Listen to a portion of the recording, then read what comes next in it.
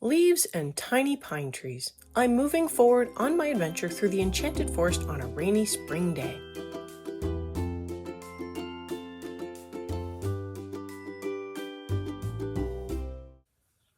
I'm beginning these larger leaves with leaf green and adding in a solid base layer on the side with lines, and only on the outside edge of the other side of the leaf, leaving the center white for now.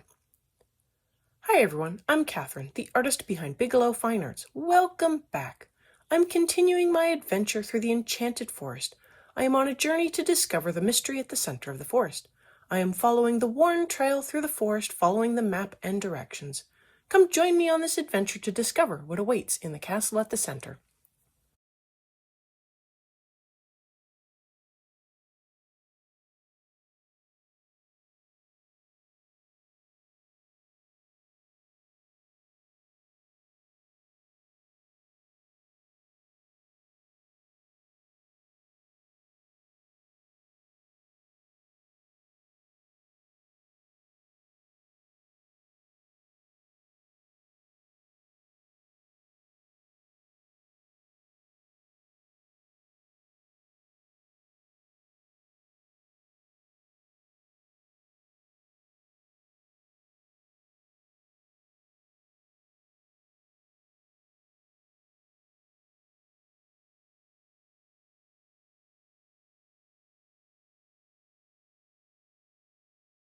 For more dimension, I am adding in pine green to the side of the leaf with lines. I add in a few layers near the center rib, which I also fill in with pine green. Then I feather the color out to just before the edge of the leaf. I want to make a nice smooth gradient here.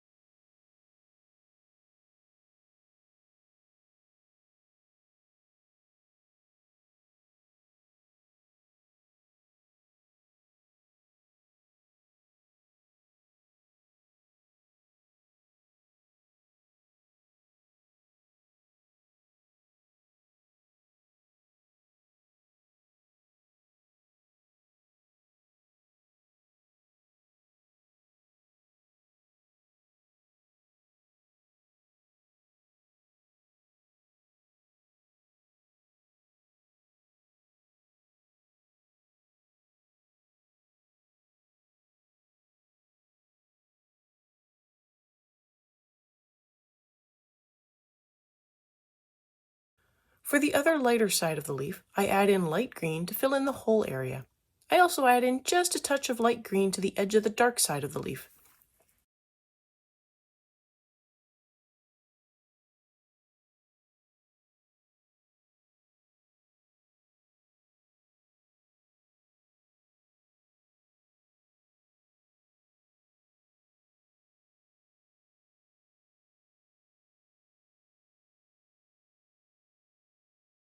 I blend in more leaf green, followed by a blend with light green to help bring the colors together as well as smooth out gradients, and these leaves are finished.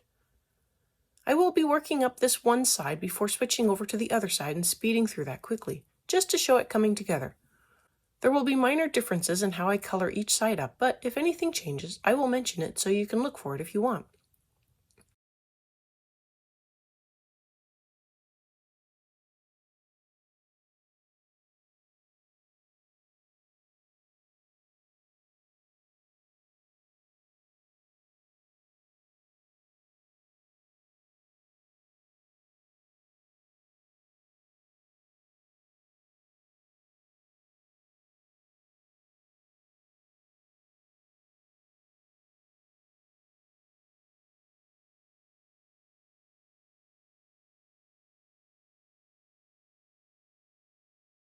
Pine trees, pine green. A match made to be. I add in a base layer, but if you watch, I am scrubbing in the color up and down between each tier of boughs. This adds in some texture to the tree. And since I never get my first layers dark enough, I go through and add in a couple of layers to not only get my layers dark enough, but to also help fill in the area a little better. Scrubbing can sometimes leave small gaps between the lines.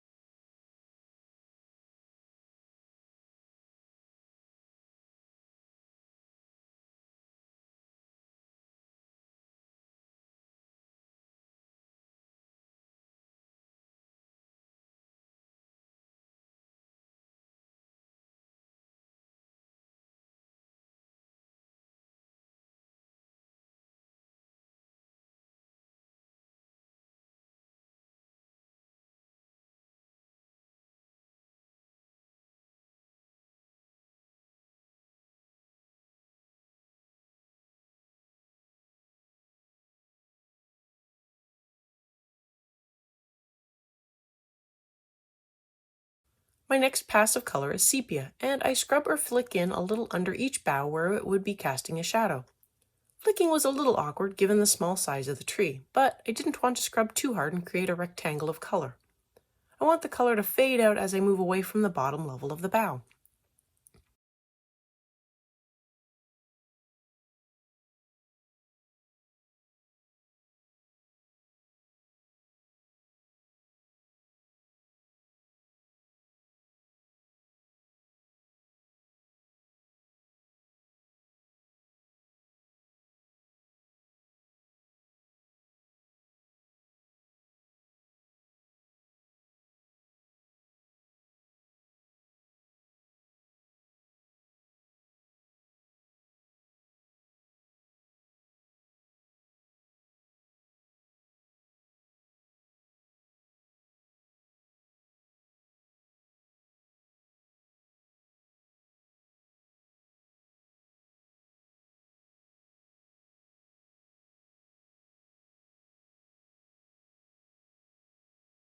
I came in with permanent green olive next, and I am flicking the color up and away from the area I placed sepia. This is a lighter color than the pine green, so I wanted this to be in the areas where the boughs might receive light.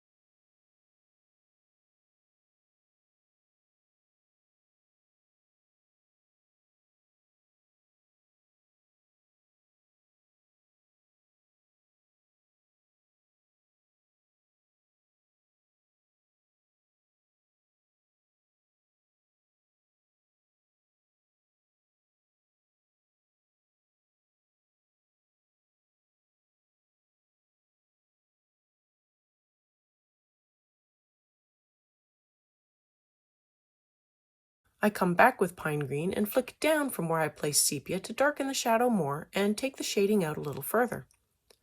This also blends the two colors together more.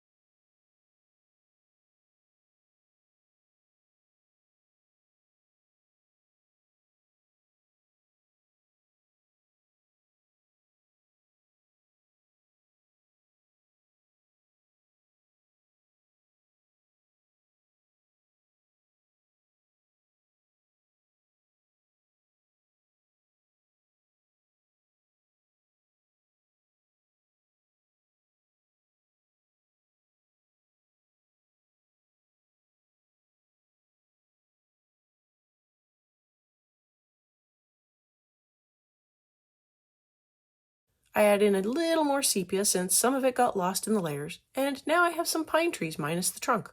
I'll work that up later.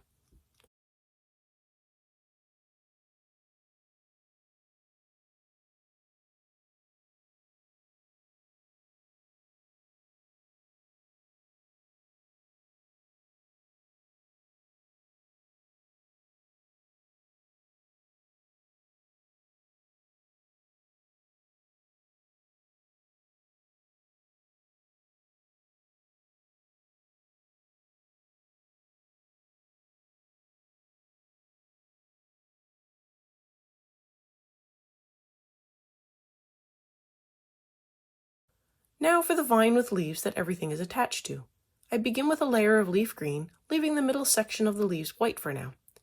This is just a light layer here as I want to blend in some colors for a slightly darker leaf green. If this is your first time here, welcome! This video is the first video in the series, so grab your colors and come join in on the journey. If you liked what you saw, go ahead and hit that subscribe button to stay informed of when the next video in the color along is posted. I have the palette listed in the community tab as well as for free on Patreon and Ko-fi.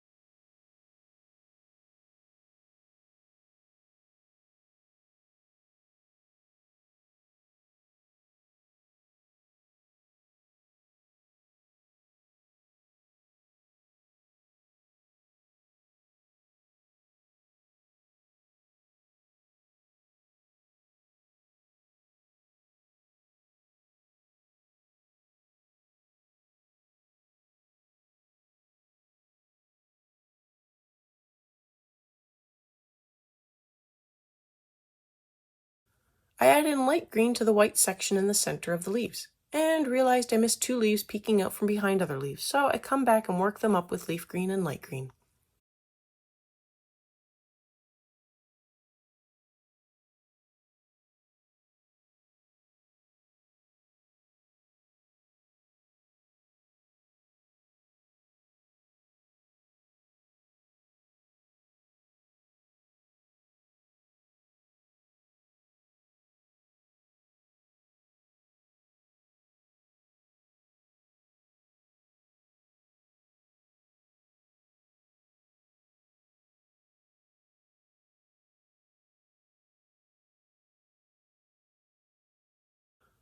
I come in with pine green and add in a light layer to the leaf green sections to gently darken and blend to a slightly darker color.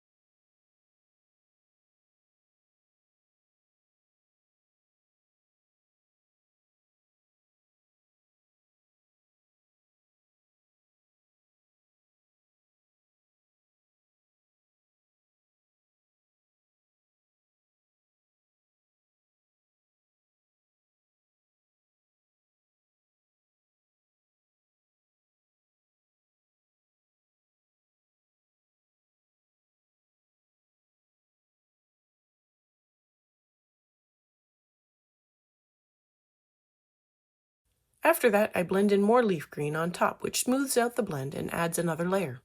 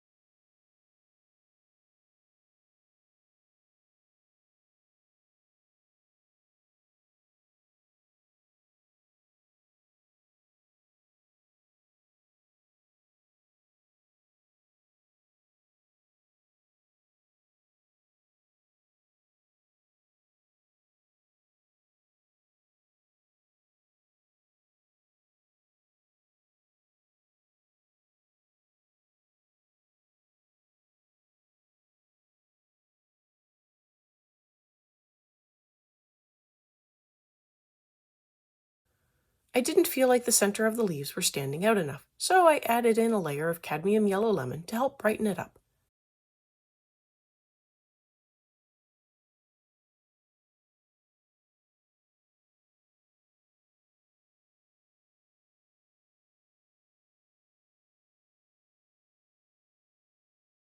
And now for those trunks.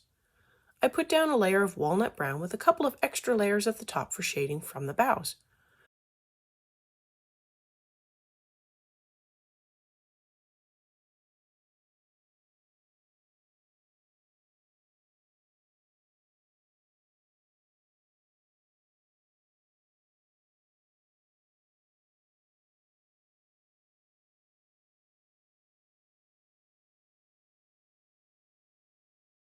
I blend in bistre, and that completes this side.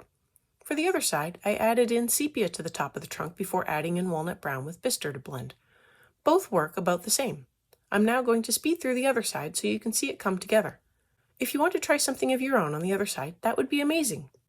I don't know why, but I like coloring my mirror image spreads as a true mirror image, even though I've seen some amazing pages where they're asymmetrical. Maybe one of these days.